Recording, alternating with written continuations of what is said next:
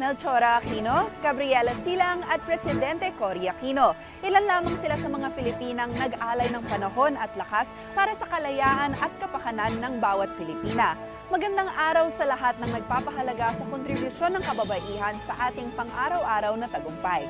Ako po si Carla Lizardo at ito ang Report kay Boss. Noong Marso ay pinagdiwang natin ang Women's Month. Bilang pagkilala sa kanilang kontribusyon, alay namin ang episode na ito para sa lahat ng mga kababaihan at gayon din sa mga kalalakihang umaayon at patuloy na pinapairal ang pantay na pagtingin sa karapatan na walang pinipiling kasarian. Para sa ating unang feature, panuurin natin sa First Agenda ang mga programa ng pamahalaan para sa isang balanseng pamumuno na walang pagbabase sa kasarian. Halina't tunghayan natin ang selebrasyon ng Buwan ng Kababaihan sa temang Kapakanan ni Juana, isama sa agenda. Lahat ng yan sa report na ito.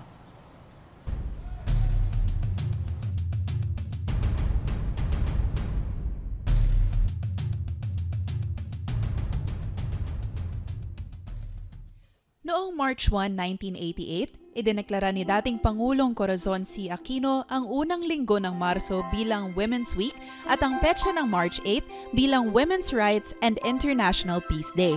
Ito ay para gunitain ang pakikipagtunggalin ng mga Pilipinong kababaihan para sa pambansang kalayaan, pagkakapantay-pantay at karapatang pantao. Alinsunod din ito sa naging deklarasyon ng 105th Plenary Meeting ng United Nations General Assembly noong December 16, 1977 na gawing International Women's Day ang ikawalong araw ng buwan ng Marso. Sa Pilipinas, ang March 8 ay National Women's Day at ang buong buwan ng Marso ay para sa pagdiriwang ng National Women's Month. Sa pangunguna ng Philippine Commission on Women o PCW at agency partners, tumutok ang tema ng selebrasyon ngayong taon sa isang panawagan sa lahat ng pribado at pampublikong sektor na isama ang kababaihan sa kanilang agenda. Naganap ang isang Knowledge and Product Fair sa pagsisimula ng Women's Month celebration. Bahagi ito ng proyekto ng PCW at ng Spanish Agency for International Cooperation and Development para sa implementasyon ng Magna Carta of Women o ang Republic Act 9710. Maybe someone of you can ask, why are we here funding this project? Well, we have the mandate of the Spanish people. It's as simple as that. That as well as the Filipino people are aware that we need to work together in international partnerships to improve the development of our countries, but specifically to improve the situation of women. Mas bumabang bilang ng gender disparities at mas pinalakas na kakayanan ng mga local government units at national government agencies ang ilan lamang sa mga magagandang resulta ng pagpapatupad ng Magna Carta of Women. This project, Knowledge and Product Fair, is the culmination of our diligent and our collective efforts in implementing the project. Today and tomorrow, we will be threshing out our gains and learnings, looking at project achievements and remaining challenges in implementing the Magna Carta of Women at the national and local levels. Sa ating mga kasali dito sa programang ito, huwag nating kakalimutan ng ating ginawa ay para sa ating mga kababaihan at mga kalalakihan, lalo higit sa lahat sa ating mga kabataan. So, ang gender equality and women's empowerment ay isa sa mga malakas na ebidensya na ang ating bansa ay dapat umunlad at dapat palawakin din natin ang ating sphere of influence sa ating mga kasamahan, hindi lang dito sa ating bayan, kundi sa buong ASEAN. Sunod sa yapak ng kanyang ina, inihayag din ni Pangulong Aquino ang kanyang pagtugon sa promosyon ng gender equality and women empowerment sa item number 13 ng Social Contract with the Filipino People. Ayon po sa World Economic Forum Gender Gap Report, mahalagang bahagi ang gender equality sa pagkamit natin ng masagana at maunlad na ekonomiya. Sinusukat ng kanilang Gender Gap Index ang hindi pagkakapantay-pantay ng mga oportunidad at yaman sa pagitan ng mga lalaki at babae batay sa apat na aspeto: kalusugan, pamumuhay, edukasyon at pakikilahok sa ekonomiya at politika. Makakaasa po kayong palalakasin natin ang mandato ng PCW upang mas mapangalagaan ang mga karapatan ng kababaihan sa bansa. Sa okasyon ng International Women's Day, iprinesenta ng Philippine Commission on Women ang mga tagumpay sa ilalim ng kanyang administrasyon sa State of the Filipino Women 2015 report. Chapter 2 showcases that the Philippines is a good place to be for women. We all have heard of the reports of the World Economic Forum on the Global Gender Gap Report, which places the Philippines as ranked number 7 last year out of 145 countries when it comes to the Global Gender Gap Index. It's the only Asian country who is among the top 10 consistently since the start of the survey in 2006. And we fared better last year because the other year we were ranked 9. Kasama rin sa report ang mga gender-responsive programs ng Department of Social Welfare and Development, Office of the Presidential Advisor on the Peace Process, Commission on Higher Education, Department of Health at iba pang ahensya ng pamahalaan na kumikilos sa pagpapatupad ng Great Women Project o ang Gender-Responsive Economic Action for the Transformation of Women. Inilunsad din ang isang Great Women Forum na may dalawang bahagi, ang Market Match at Trade Exchange. Ang 3 araw ng forum ay naging lugar para sa iba't ibang women entrepreneurs mula sa micro, small and medium-sized enterprises sector para makakuha ng market access at market match sa mga potential buyers at supporters. Ito ay inorganisa ng EcoC Foundation at ng PCW, kasama ang suporta ng Government of Canada, Department of Trade and Industry at ng Yuchengco Museum. This is now the second phase. And we've provided some $16 million in assistance over the 2 phases in order to provide access to markets, for example, for women entrepreneurs, to help them build up the kind of textiles, handicraft, coffee, other sectors, and allow them to produce and export not only in the Philippines but abroad. In the case of markets like Canada, there's very large markets that can benefit through exports, which generate income for the economies at the local level and help these communities generate more funds, generate resources. It helps with poverty reduction. It gives women value. It gives them hopes for the future. It makes them more productive. In that respect, I think it's helpful for the families, for the towns, the communities, and for your country as a whole. Para sa mga budding entrepreneurs or those who want to really venture into business or to become entrepreneurs themselves, it's always best that you know first what is it that you love doing. Yung iyong hilig, what your interests are. Then you go to a negosyo center, find out more information about starting a business, what it takes, what is really the opportunities now available in the market, because you really need the market as well to be able to pinpoint talaga if what you feel is your passion, there's really market for the products or the kind of products that you want. Because sometimes you may have a product, but it's a matter of tweaking the design, making it more conventional, diba? And make attuned to the times, and there's a market for it. So I suggest that you go to the nearest negosyo center or DTI office, check the information available, talk to our counselors, because our negosyo centers are all over the country. We have 149 negosyo centers now, either lodged with the DTI in the provinces or in your local government offices. Para sa mga women entrepreneurs na kabilang dito, napakahalaga ng pagtutulungan ng mga babae sa kapwa rin niyang babae, lalo na pagdating sa negosyo. I was also empowered by another woman. So because of this experience, I decided to align my advocacy with Great Women, because Great Women is all about women empowerment. It's women helping women.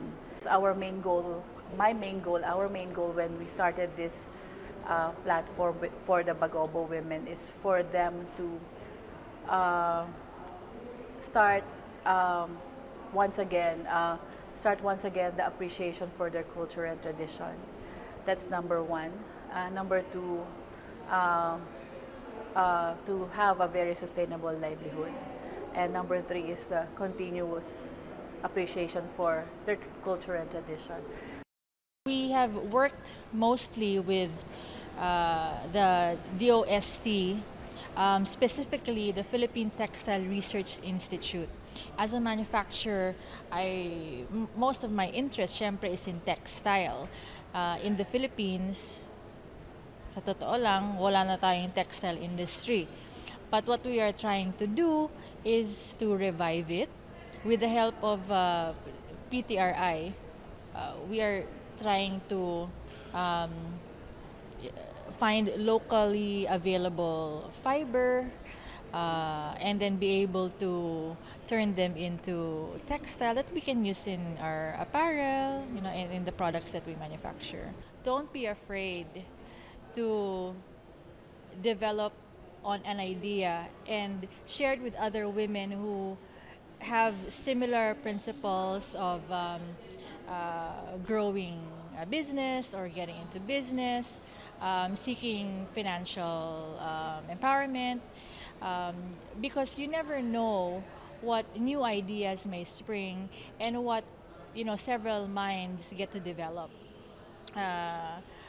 I hope that more women will seek out, women who are in the business of empowering other women, helping other women. So that is what Great Women is all about. Taking women from the grassroots in the communities and taking them up the supply and value chain, which is what we're trying to do, giving them access to markets, giving them access to capitalization, design, technology, and all that. Libo-libong One-Atwana ang nakilahok sa pinakahuling aktibidad ng National Women's Month celebration sa Rizal Park. Sama-samang isinulong ang mga agenda ni Wana sa pamamagitan ng isang tipo ng pagboto para ipanawagan, lalo na sa susunod na bagong administrasyon, ang isama sa kanilang mga polisiya at programa ang kapakanan ng mga kababaihan at iprioridad ang women's issues.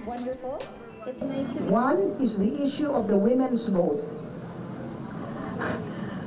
Kung gusto natin, sumunod ang mga political leaders natin, akala nyo ba susunod sila kung wala tayong whip? Yung whip natin, yung boto natin sa kanila. Pero hanggang ngayon, nagboboto pa tayo sa mga taong may mga kerida, may mga 3 asawa, may 4 na asawa. Diyos ko po, anong ginagawa ng kababaihan dito? Ayan. Don't vote for those people. We cannot have a unified vote, but we should start immediately by not voting for people who are morally suspect. Hindi ba? So, pakita lang natin. Hindi ba? We don't have to get together and plan, etc. Basta ganyan ang kandidato, huwag natin iboto. Ito yung sasummarize namin at ibibigay namin, hopefully before election time, siguro tanong natin sa mga gusto maging presidente at mga basic, andito ang sasagutin nyo. One of the agenda of the world, hindi lang kami, is how to put more women in all levels of decision making. Isang issue yan. Kasi habang ang babae at lalaki ay hindi pantay doon sa pagiging utak lang ng lalaki nadidinig ng mundo, kaya magulo mundo. It's about yung utak ng babae madinig din. Ang isang aktibo at makabuluhang partisipasyon ng kababaihan sa lahat ng aspeto ng pamumuno at sa komunidad ay inaasahang may positibong epekto hatid sa lipunan. Para sa mga tinuring na kalahati ng buhay, napakalawak ng mga talento at abilidad ng kababaihan na maaari pang pakinabangan at linangin para lubos na makapagbigay ng kontribusyon sa pambansang pag-unlad.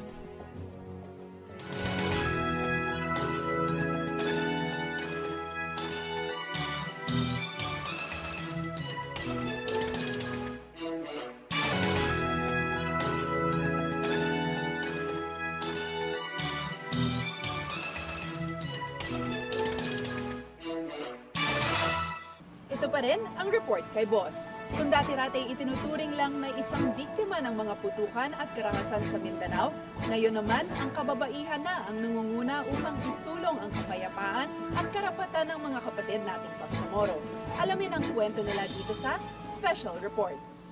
Allahu Akbar,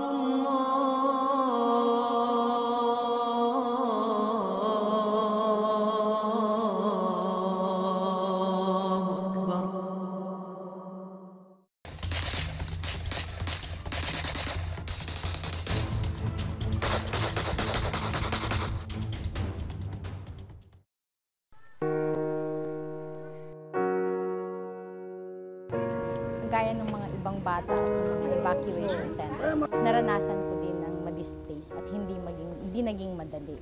Akala ko normal lang yun. Kagaya ng ibang bata din siguro sa mga evacuation center, akala din nila normal lang din yun sa buhay nila.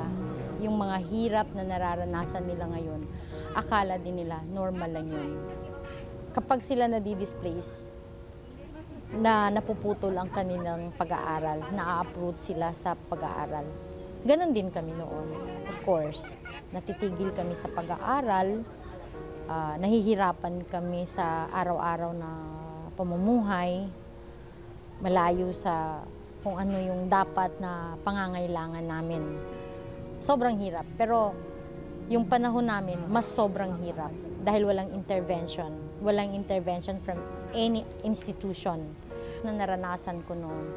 Ang pinaka naisip ko, kailangan hindi dadanasin ng pamilya ko yun. Kaya hanggang sa ngayon, na-engage ako sa community development na trabaho.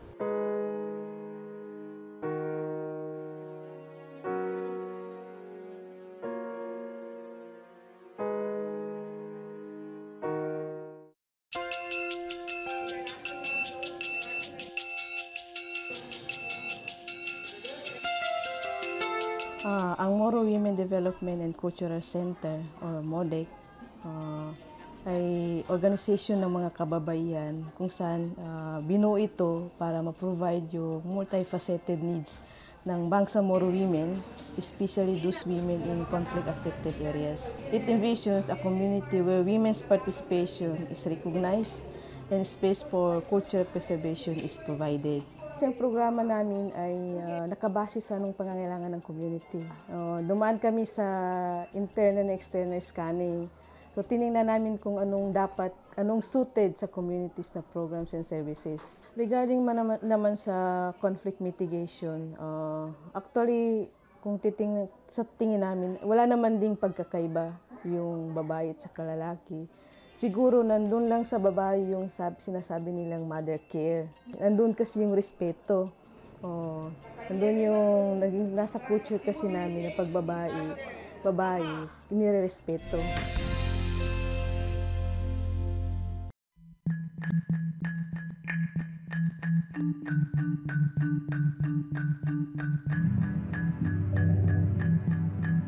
Isa po akong MNLF Bangsamoro Women's. Nag-start po ako sa edad na 12. Kasi wala naman tayong magawa dahil sa situation nung kasi martial law na yun siya eh. Dahil yun lang po yung paraan na makaiwas sa mga hindi ka nais na pangyayari sa struggle ng Moro National Liberation Front. Ang naging po ng yung participation po ng Bangsamoro Women's is unang-una yun, nag-training po kami ng combatants talaga. Pangalawa, nag-train po kami ng medical aid para makatulong kami doon sa mga casualties ng mga MNLF combatants. Ang pinaka-objectives namin doon is para makatulong kami doon sa mga pangangailangan ng mga MNLF combatants. And then ito yung pag-uusap ng MNLF at saka ng Government of the Philippines hanggang nabuo yung Tripoli Agreement, then Jeddah Accord, hanggang dumating na yun signing ng Final Peace Agreement noong 1996. Continuous pa rin yung ginagawa namin. So kami na magtayo kami ng isang foundation. Yun po yun Kadabanga Foundation for Peace and Development Advocate Incorporated. So yun po yung Kadabanga Foundation is lahat po combatants yun members namin. So isa yun sa pinaka namin is yung transformation from combatants to Peace and Development Advocate.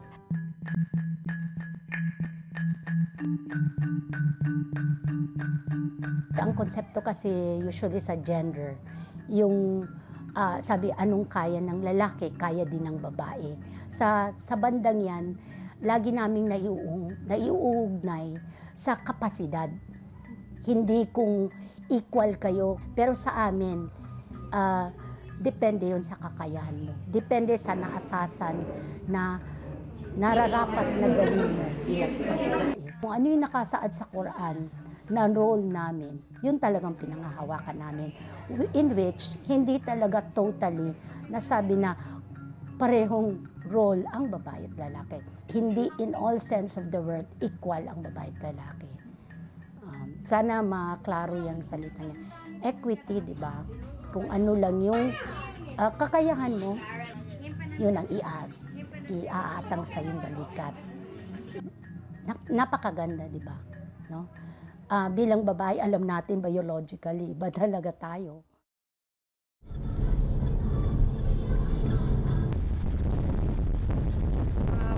Pagdating natin ng Datpiawan, dadaan tayo kasi merong yung mga tao na doon sa area sana na pupuntahan natin. Na-display sila recently yung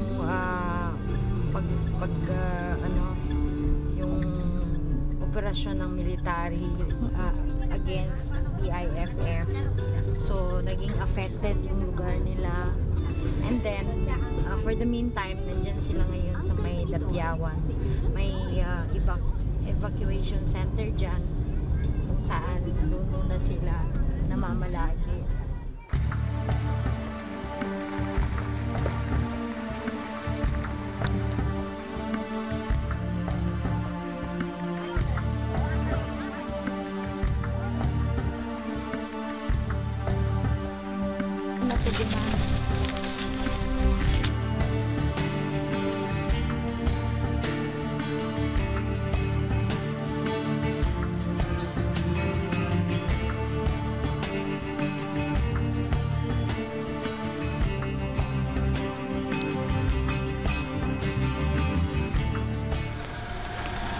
So isa ito sa kasama doon sa mga hard component na binigay namin, yung school facilities. Kung ba may conflict, anong nagiging resulta nito sa mga kabataan? Siyempre, na-approach sila sa pag-aaral, nadi-displace, nahirapan, lahat.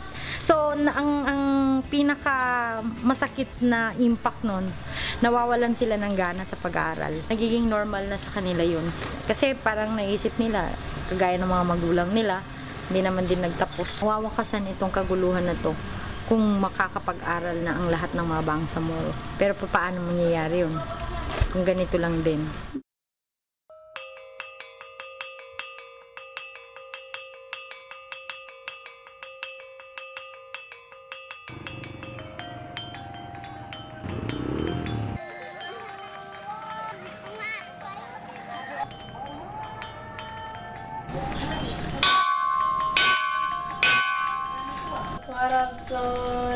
Walag dolin.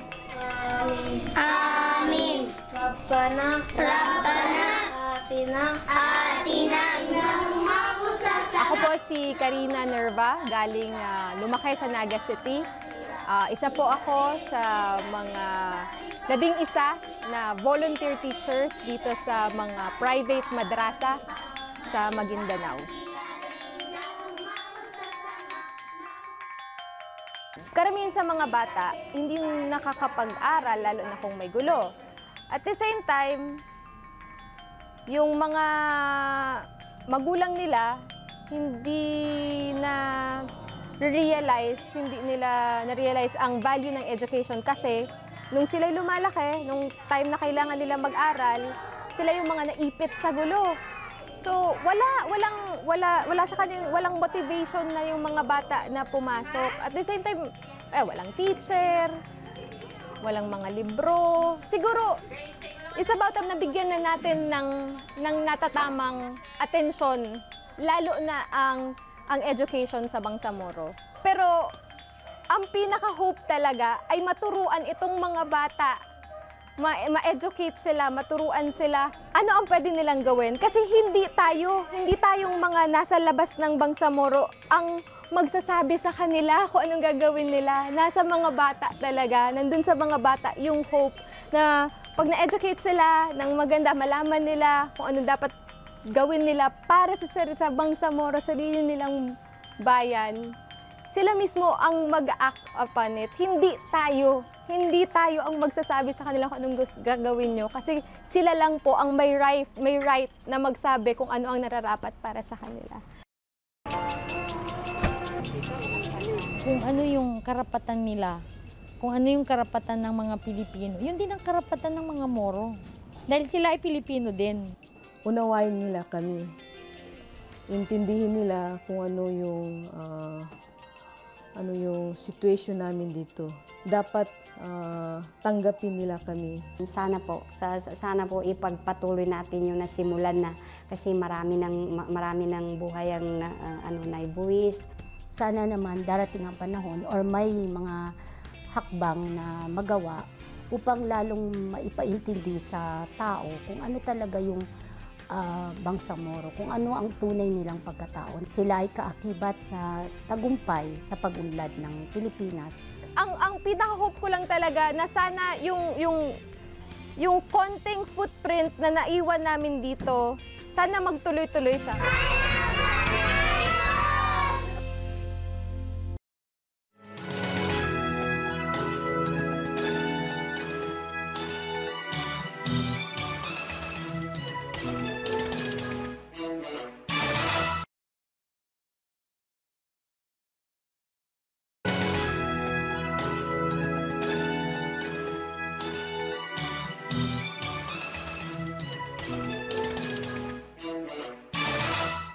Patuloy na nakasubaybay sa Report kay Boss. Sa ating susunod na feature, isang kwento ng pagbangon mula sa bangungot ng pagiging biktima ng karahasan ang ating matutunghayan.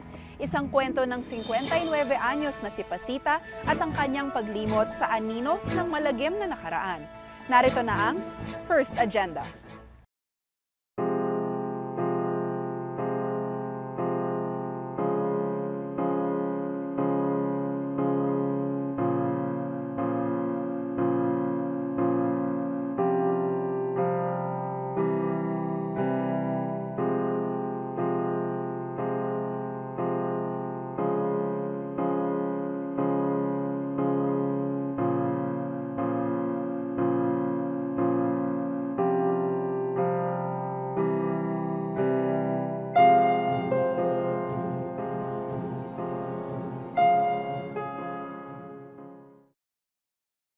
Before, I was legally married to a policeman.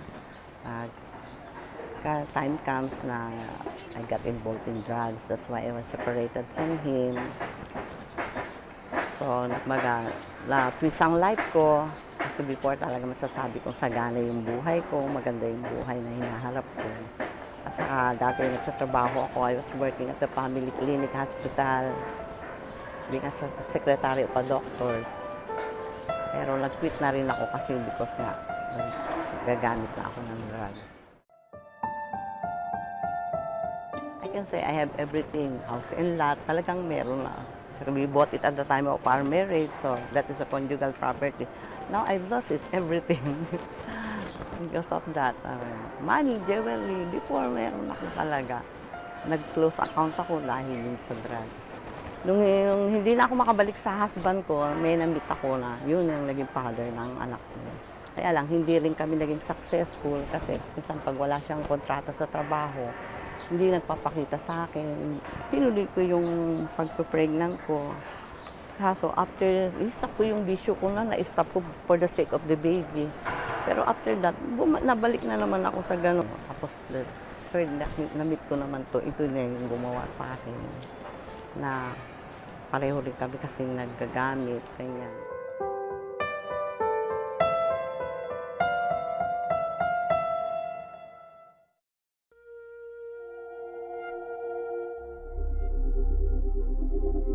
Kasi birthday ko April 15, sabi niya mag-iinuman kami, so happy na nayaya ako ng kaibigan ko mga babae. Kala niya siguro lalaki, parang jealous. Lalaki yung kainuman ko. Nung dumating ako, so I got too drunk, ganyan-ganyan ako. Sabi ko, papahinga na ako. Pero inabot ko, nag-iinom sila sa kayo na tulog ako.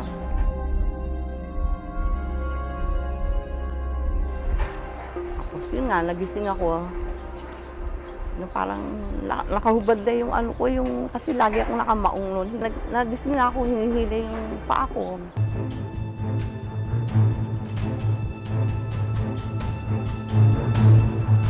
Anong ginagawa mo? Hilahan kabi sa paa ko. Ayun na, ay! Sumigaw na.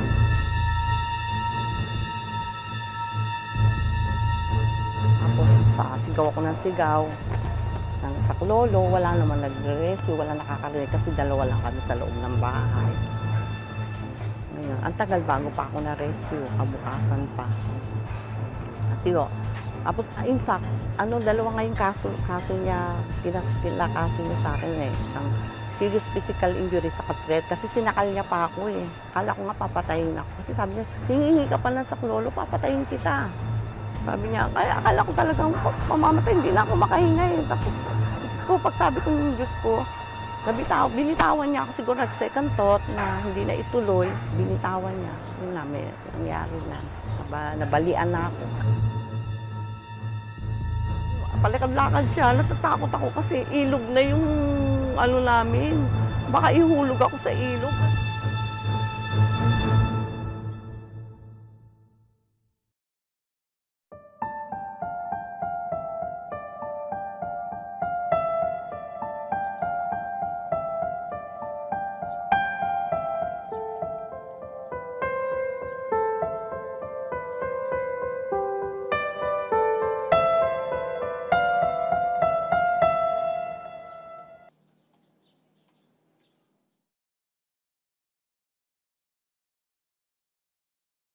Sa kasalukuyan, meron tayong 13 na Haven for Women na nagsiserve na mga kababaihan na victims of abuse nationwide. Apart from that 13, meron pa po tayong 12 na shelter para naman sa mga batang babae na nakakaranas ng pang-aabuso. Sa mga ibang lugar kasi, iba ang handling ng mga adult women kumpara sa mga batang babae. So, kinakailangan na ihiwalay sila at kadalasan yung mga adult women may mga kasamang anak. Yun. So, meron tayong total of 25 residential care facilities for women and girls. We have recorded 1,488 na kababaihan na na-admit doon sa aming mga residential care facilities. But this year, as of September, meron na rin kaming natulungan na mahigit na 1,100 na kababaihan na na-shelter natin. But apart from those na na-admit, yung mga ibang babae, hindi naman kinakailangan na umalis ng kanilang bahay, lalo na kung iniisip nila yung mag-aalaga ng kanilang mga anak.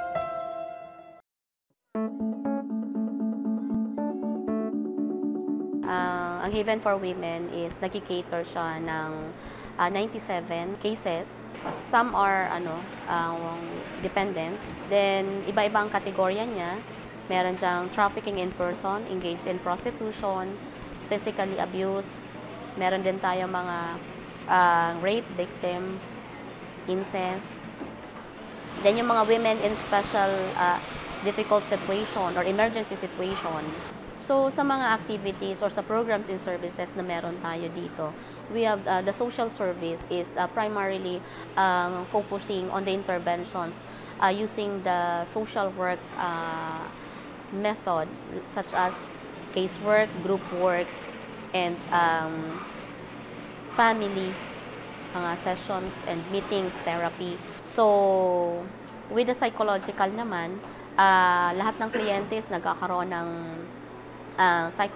initial psychological evaluation, and doon sa mga kailangan nating tingnan, i-assess yung kanilang personality, skills, yun din ang ginagawa ng psych. And yung home life natin, who is in task naman doon sa everyday living condition ng ating mga women, yung provision ng clothing, ng food, ng kanilang needs. And may medical din po tayo dito.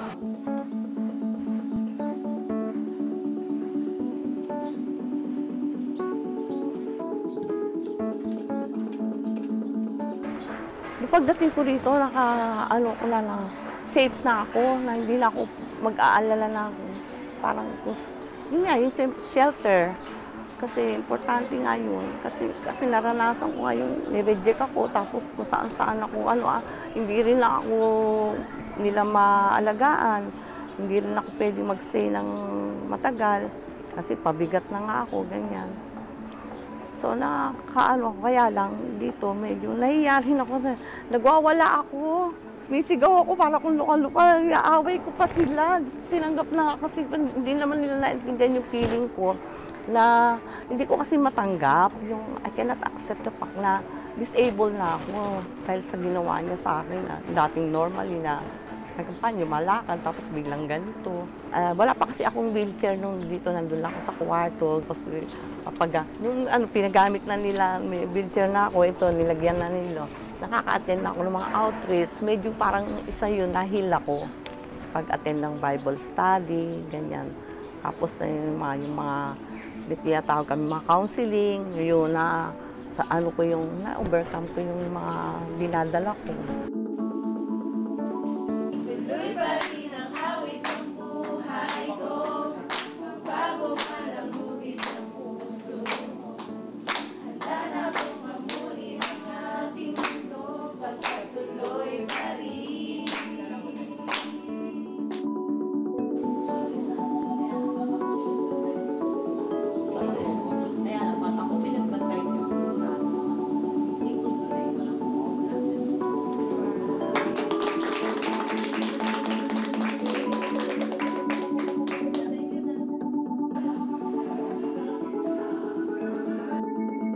Tapos rin ako livelihood, gawa akong basahan kasi buo naman dalawang kamay ko. May mga home life dito, pero kasali rin ako, ayan, akin yung area na yan, basta pathway, ako yan, gumagawa. Sige, kahit hindi ko naantayin yung tita minsan na, tatawag surroundings, basta anytime, basta makababa ako, sige, hawakan ko yung walis ang walis, sabihin na, uy, kanina ka pa nagwawalis, sige, outlet ko to.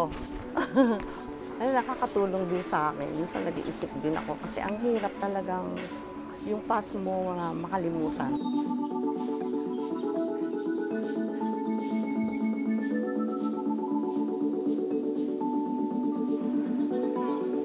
So with Nanay Pasita, ni-refer dito since yun nga medyo yung kanyang family is medyo may hesitation na tanggapin siya because of her condition. Actually, at first talagang medyo andun yung pagiging hysterical, yung masasabi mong hindi ganon kagandahan yung ipinakita niyang attitude. Siguro because of the trauma, because of the experience, yung abuse na pinagdaanan niya, na talagang naging dala-dala niya. But that's normal, and we as a provider, kailangan nating unawain, tanggapin, para mas matulungan siya to resolve the issue and matulungan siyang mag-rehabilitate. And so far, with the interventions na na-provide, with the active participation sa mga activity na naging part siya, makikita natin na how Nanay Pasita now is very different from the time na na-admit siya. About naman sa kanyang court case, ongoing naman po ang hearing. Actually, that is in Antipolo Trial Court. So, may na-reset siya na hearing last October, and meron siyang next hearing on June 23, 2016. So, hoping kami na, and actually, since nakapagbigay naman na siya ng kanyang testimony in court, so, social worker na lang ang mag-follow through.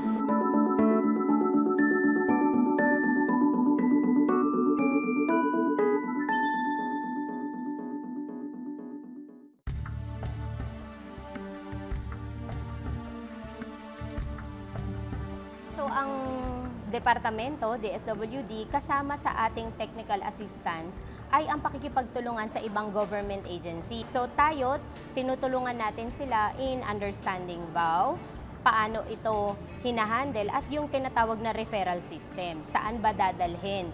Lalo na kung ang isang biktima ay a matter of life and death situation siya, may nasaktan, nagkaroon ng sakitan na matindi, saan dadalhin. So tinutulungan ang barangay how to provide initial response.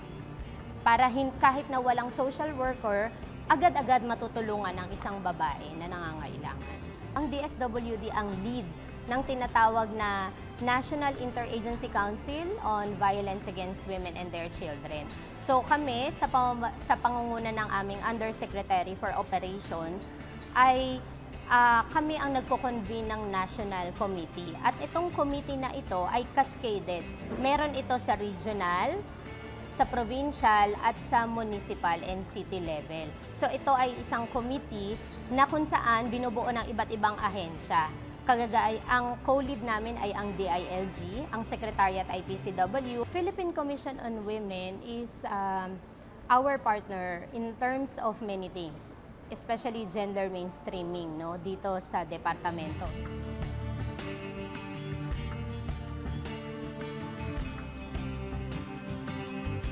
Ang Philippine Commission on Women ay yung pangunahing ahensya ng pamahalaan na nagtataguyod ng karapatan ng mga kababaihan.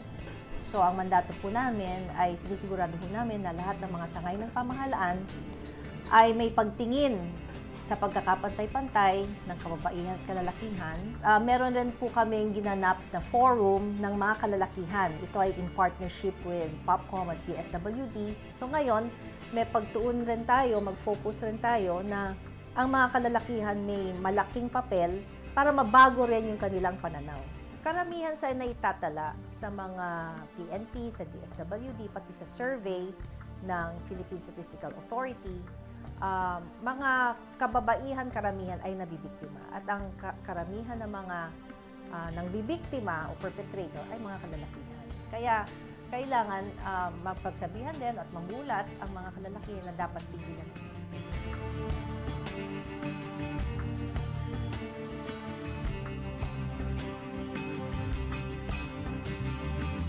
Kung ang asawa o live-in ay binubugbog si Mrs., ang pwedeng gawin ng biktima ay pumunta sa kanyang barangay captain.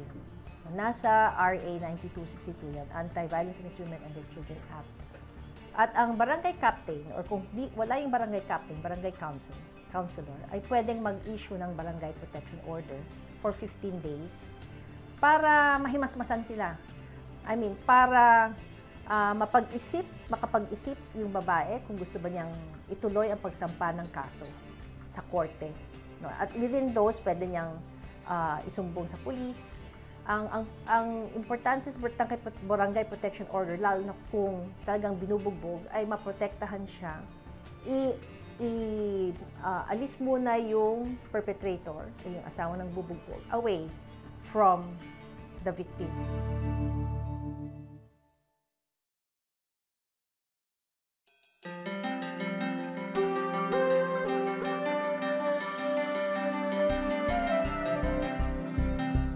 Ngayon, ang ano ko na lang, dahil nandito ako, kay God na lang talaga. Sabi ko, ano ko na lang, to the last moment of my life, I'm getting old. Talagang sa kanya na lang ako mag-serve. Kaya nga, pagka may mass, besides doon, talagang ko sa kanya, kinakausap ko siya, ganyan.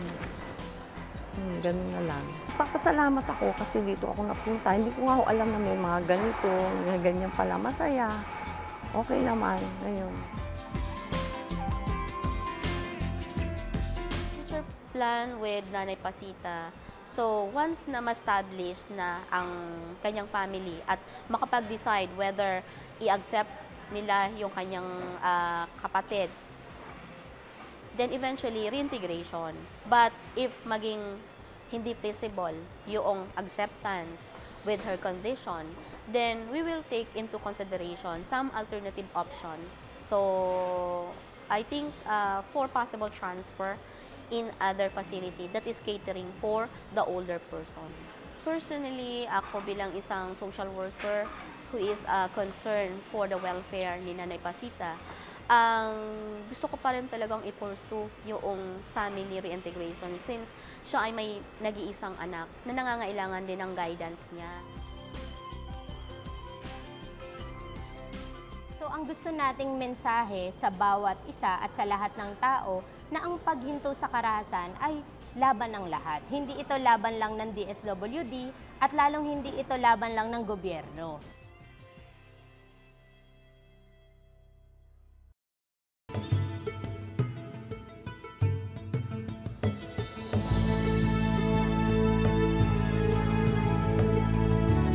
Kailangan kong baguhin lahat. Yung mga maling mga nagawa ko, kailangan for the better na. Hindi na for the worst. Worst kasi yung pinanggalingan ko. Ngayon, talaga, puro kabutihan na. Kaya nga nung dumalo yung mga kapatid ko, sabi na, ba, ibang-iba ka na ngayon na may peace of mind na ako. Kung ikukumpara sa talagang past ko, pinagdaanan ko.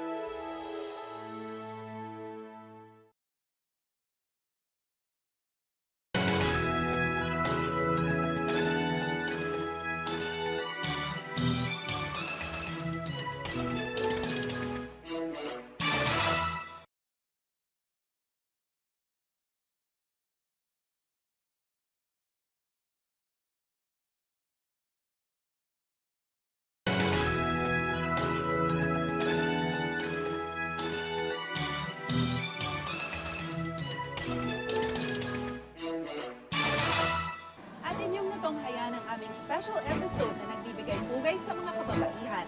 Para sa mga nais na muling mapanood ang aming episode sa araw nito, pumunta lamang sa rtbm.gov.ph o bisitahin kami sa aming mga social media accounts na inyong makikita sa inyong screen. Muli maraming salamat. Tune in again next time para sa iba pang episodes na hitik sa kaalaman sa mga programa ng pamahalaan para sa kaunlaran ng bayan. Muli, ako po si Carla Lazardo para sa Report kay Boss. Tandaan, patuloy na sasailalim sa malakolonyal at malapidal na sistemang nagsisilbing bilangguan sa kababaihan ang pagpigil sa kanilang karapatan kung patuloy na mananahimik at ipagsasawalang bahala ng kababaihan ang kanilang mga karapatan. Muli, magandang araw po sa inyong lahat.